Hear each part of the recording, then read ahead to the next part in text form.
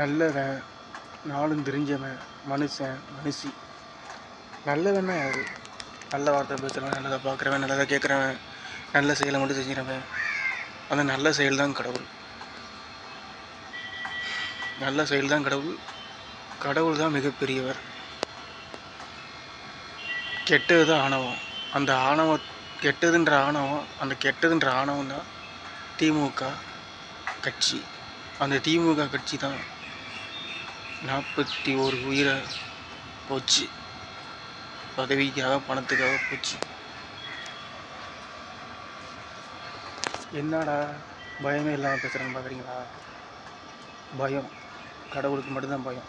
எந்த கடவுளும் கேட்டால் சிவபெருமான், இயேசு வரலான்னு சொல்லியிருப்பீங்க. அந்த கடவுள்லாம் இருக்காங்களா? உண்மையில் இருக்காங்களா?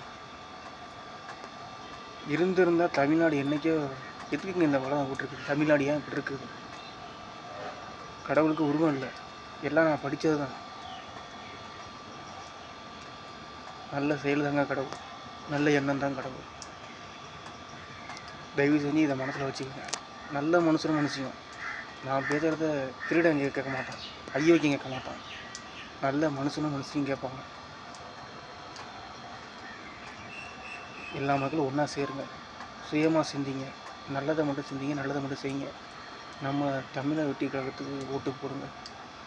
நல்லதே நடக்கும். வேறு என்னால் அரசியலுக்கு வர முடியுமா? மற்றதெல்லாம் அப்புறம் பார்த்துக்குவோம்.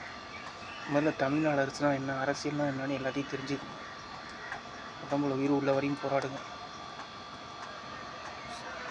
6வது அறிவை சிந்திங்க, பயன்படுத்துங்க, யோசிங்க. அப்போ தான் மனுஷி.